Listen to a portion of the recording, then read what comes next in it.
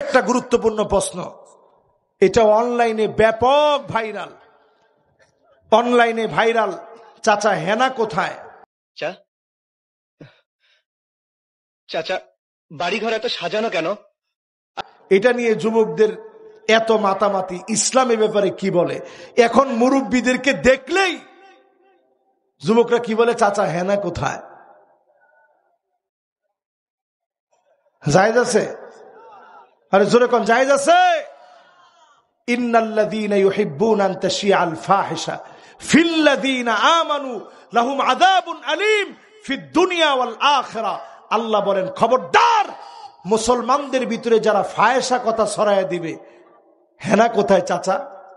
এরকম ফাহিশা কথা যারা ছড়ায়া দিবে, আল্লাহ বলছেন তাদের দুনিয়া আখিরাতে শাস্তি হবে, ভয়াবহ শাস্তি। আজকে আমার যুবকদেরকে বলি, খবরদার, এই জাতীয় কথা যারা বলতেছেন আল্লাহর কাছে পানাহ চেয়ে নেন। আমরা প্রত্যেকে আল্লাহর কাছে তাওবা করি, এই সমাজ ব্যবস্থাপনায় এই জাতীয় কথা আমরা বন্ধ করি। মাঝখানে ট্রেন্ডিং হয়ে গেছিল মুরব্বি মুরব্বি মুরব্বি মুরব্বি, এটা হয়ে গেছিল মাঝখানে ট্রেন্ডিং। এখন এইটা দামাচাপা পড়ে গেছে। এখন চাচা হেনা কোথায়? এই যে মুরব্বীদেরকে আপনি অপমান করতেছেন, এটা কত বড় অন্যায় আপনি জানেন? নবীজি হাদিসের মধ্যে বলছেন, লাইসা মিন্না, ওই লোকটা আমার দলভুক্ত নয়।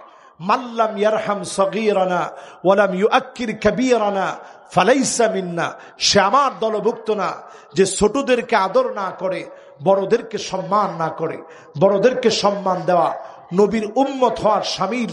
উম্মত সে যে মুরব্বীদেরকে সম্মান করবে। আল্লাহ আমাদেরকে বোঝার তৌফিক দান করুক, পড়ে না আমিন।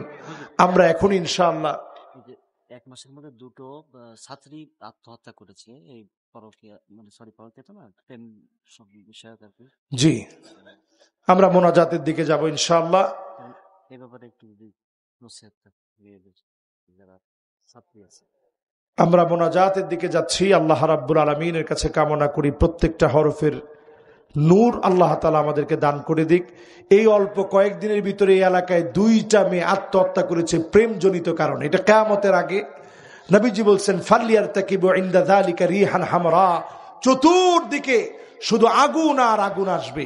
এরপরে নবীজি বলছেন, কাযফান খাসফান ওয়া মাসখা, উপর থেকে পড়ে মানুষ আত্মহত্যা করবে, গলায় দড়ি দিবে, ট্রেনের নিচে পড়বে, আত্মহত্যার প্রবণতা বেড়ে যাবে। এখন বাড়ছে না কমছে?